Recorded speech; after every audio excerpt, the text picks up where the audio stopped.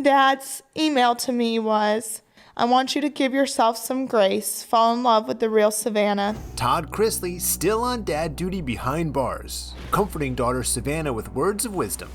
Last week was the toughest week, I think, of my life, and it's been hard. Savannah opens up on her Unlocked podcast, taped 1 week after her dad and mom, Julie Chrisley, surrendered to prison.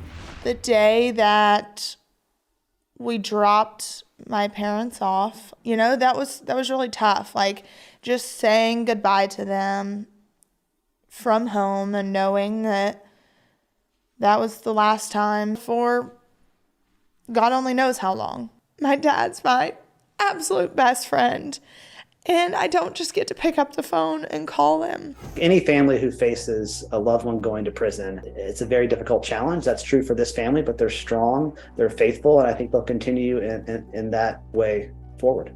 They're the two most giving people I think I've ever met in my entire life. And that giving continues. Just now, it's all over email.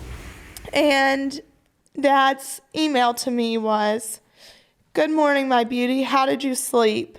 I want you to give yourself some grace, fall in love with the real Savannah, the one that I raised that radiates a room with her kindness and compassion, not the one the world wants to see. Remember, to gain the world and lose your soul, then what do you have? What we will not do is we will not break. This comes after E.T. confirmed Todd's oldest daughter, Lindsay, along with mother Nanny Faye, visited him at his Florida prison.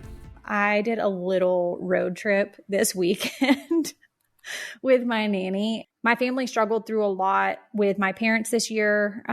There was just so many things that happened legally. Those legal things, Todd and Julie's convictions for bank fraud and tax evasion, which led to their combined 19-year prison sentence. Take all the money away. I don't give a crap about any of that. Take it all away. If I could just have my parents back, that's literally all that matters.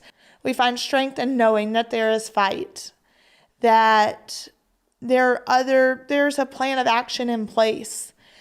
So for that, I'm grateful. Well, I think they're optimistic, and let me be clear, I think that optimism is well placed. This trial was riddled with errors, and we expect the appeals court to see that.